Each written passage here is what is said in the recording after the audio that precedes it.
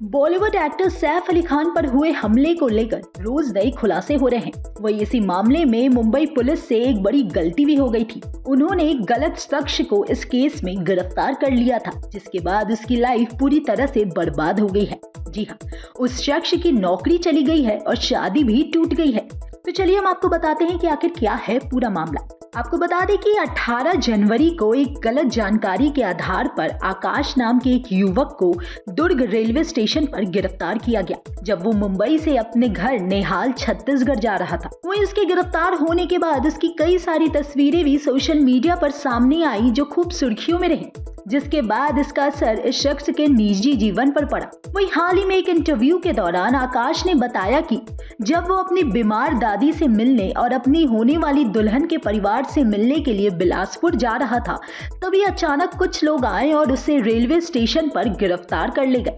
Police ने आकाश को सैफ अली खान के मुंबई स्थित घर पर हुई चोरी की कोशिश के आरोपी के रूप में गलत तरीके से पहचान लिया था। आकाश ने यह भी बताया कि गिरफ्तार होने के बाद न सिर्फ उसे बदनामी मिली, बल्कि उसकी नौकरी भी चली गई। आपको बता दें कि आकाश एक ड्राइवर की नौकरी करता था और अब वे बेरोजगार है और घर पर बैठा हुआ है। खैर, आपको बता दें कि सैफ केस से जुड़ा एक नया ट्विस्ट सामने आया है। सूत्रों के मुताबिक इस केस में दूसरा आरोपी भी हो सकता है। तो चलिए देखें न्यूज नेशन की ये स्पेशल रिपोर्ट।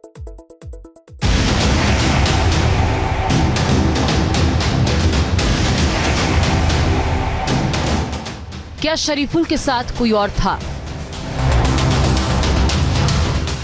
सीसीटीवी में दिखने वाला क्या शरीफुल नहीं है?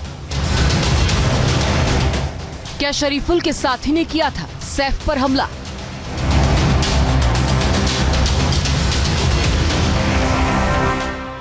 सैफ केस में आखिर ये दूसरा कौन? सैफ अटैक केस में नया मोड़ आ गया है। सूत्रों के मुताबिक 16 जनवरी की रात शरीफुल के साथ कोई दूसरा साथी भी मौका वारदात पर मौजूद हो सकता है। सूत्रों की माने तो इस बात की आशंका पुलिस को भी है और शुक्रवार को जब पुलिस ने कोर्ट के सामने शरीफुल की रिमांड की मांग रखी थी, तब ये भी आशंका जताई गई थी कि शरीफुल के साथ कोई दूसरा साथी मौजूद हो सकता है, जिसे ढूंढने की कोशिश जारी। इस दलील के पीछे एक शक ये भी हो सकता है कि सीसीटीवी में दिख रहे शख्स और आरोपी शरीफुल के चेहरे में फर्क है। दूसरा शक दोनों की उम्र में अंतर पर भी है, क्योंकि सीसीटीवी में दिखने वाला शख्स कम उम्र का लग रहा है, जबकि शरीफुल की उम्र ज्यादा है। इस बात का संदेह ब्रिलियंट फॉरेंसिक लैब ने भी जताया था। हो सकता है कि इस पर्सन का इस केस से रिलेटेड कोई इसने भी क्राइम किया हो सकता है दूसरे पर्सन से इसने मिल के क्राइम किया हो सकता है ये उस गेट के बाहर वेट कर रहा हो सकता है पुलिस ने वहां से अरेस्ट किया हो, लेकिन जो व्यक्ति सीढ़ियों से उतरता हुआ दिखाई दे रहा है ये वो व्यक्ति नहीं। अब शरीफुल के साथ दूसरा हमलावर होने की थ्योरी के पीछे एक और दलील दी जा रही है, जिसके मुताबिक सैफ बॉलीवुड के एक बड़े सेलिब्रिटी हैं और उनके घर में अकेले चोरी करने के मकसद से एंट्री करना भी आसान नहीं रहा होगा। इसीलिए हो सकता है कि शरीफुल की मदद के लिए कोई और भी वहां मौजूद रहा होगा।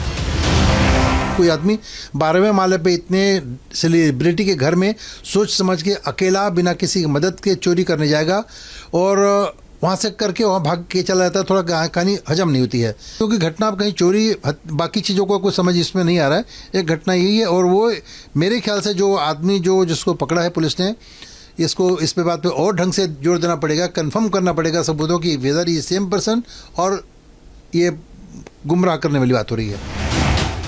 अगर ऐसा हुआ है तो पुलिस के सामने एक और चुनौती अब खड़ी हो गई है, क्योंकि अब तक की जांच में शरीफुल ने अपना गुनाह कबूल कर लिया है। उसके फिंगरप्रिंट्स मिल चुके हैं, जबकि बाकी सबूतों को जांच के लिए फॉरेंसिक लैब भेजा जा चुका है। लेकिन अगर दूसरा आरोपी भी वहां मौजूद था तो क्राइम सीन या उसके आसपास उसके भी फिंगरप्रिंट्स मौजूद होंगे।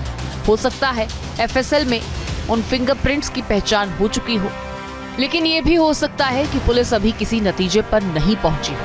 पर अगर पुलिस को लगता है कि दूसरा आरोपी मौजूद हो सकता है, तो जाहिर है कि उसकी पहचान और उसकी गिरफ्तारी अब पुलिस के लिए किसी बड़ी चुनौती से कम नहीं होगी।